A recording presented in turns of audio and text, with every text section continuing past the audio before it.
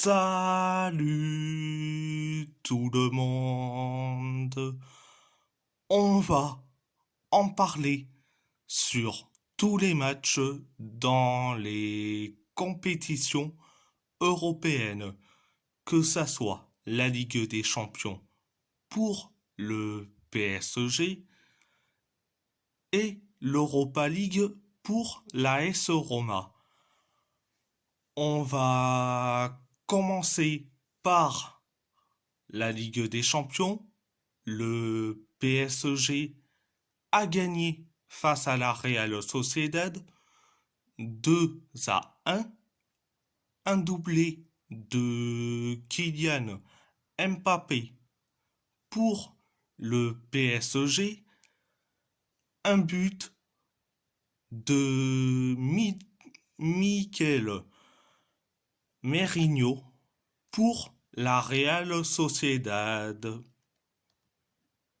La première période, ça a été assez bien, mais sans plus.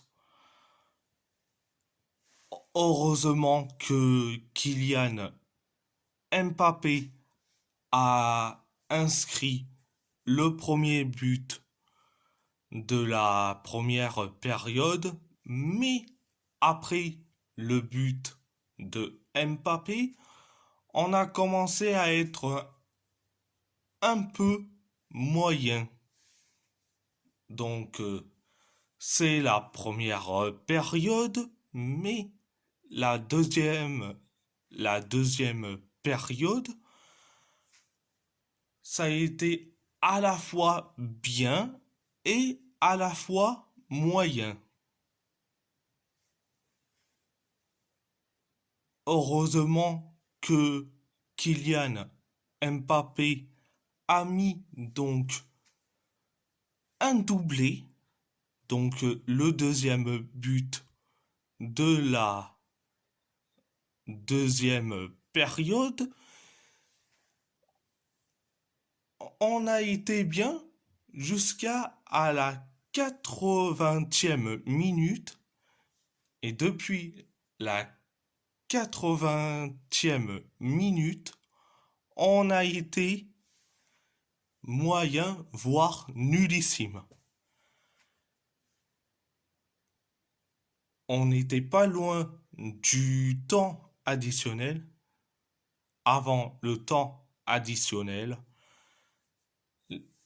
l'arrêt de jeu, si vous voulez.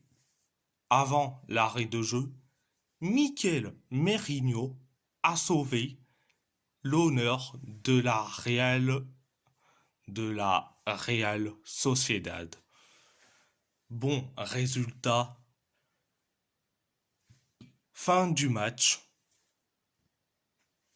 En plus, je suis très content que le PSG soit qualifié pour les quarts de finale de la Ligue des Champions. Je suis très content. On est en quart de finale. On est très content pour nous, les supporters parisiens. Donc, à part ça, c'est tout. Direction l'Europa League. L'AS Roma a gagné face à Brighton 4-0. Un but de Paolo Dybala. Un but de Romelu Lukaku. Un but de Gianluca Mancini et un but de Brian Cristante. Je vais commencer par le match en général. Ça a été ultra bien. Ça a été phénoménal. Ça a été incroyable.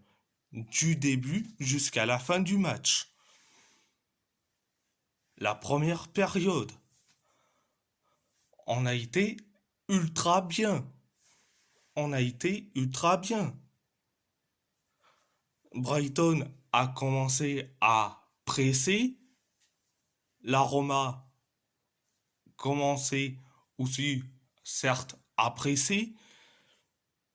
Mais à la 12e minute, à la 12e minute, Paolo Dybala a inscrit le premier but de la première période. On a tous cru qu'il y avait hors-jeu. Résultat, il n'y avait pas hors-jeu. Donc, ça fait donc 1-0. On a commencé à provoquer et avec les frappes, etc. Mais 43e minute, Romelu Lukaku a inscrit le deuxième but de la Roma. Il se dit, pour se faire pardonner du match horrible face au Feyenoord, de marquer, il marque le deuxième but pour la Roma.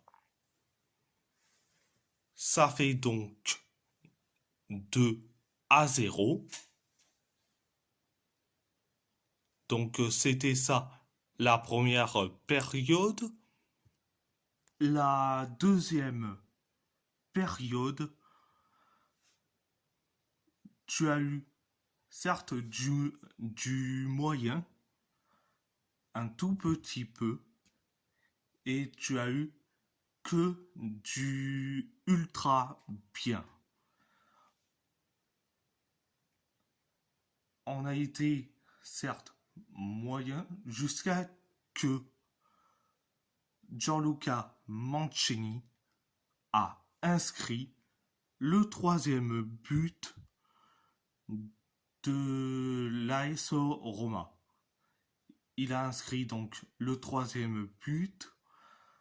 On a tous cru qu'il y avait eu que hors-jeu, mais en fait, pas du tout.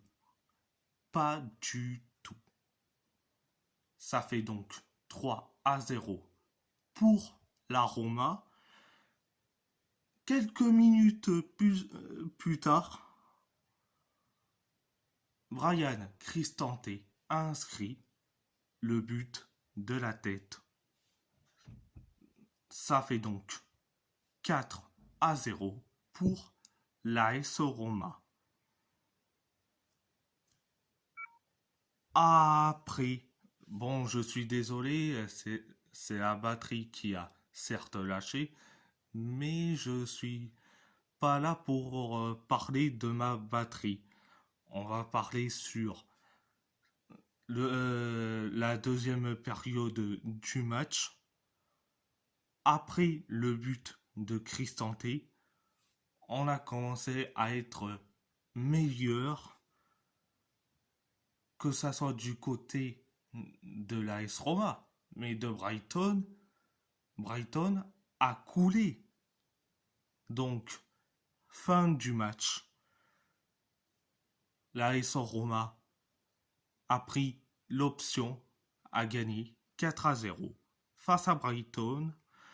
Donc, le prochain match de l'AS Roma en Europa League, c'est le match retour face à Brighton dans le stade de la même ville, de la même ville en question, Brighton. Donc, excusez-moi. Donc, à part ça, c'est tout. Et si la vidéo vous plaît, abonnez-vous à ma chaîne YouTube. Likez, commentez si vous avez envie ou pas, c'est votre choix. À part ça, je vous laisse et merci beaucoup.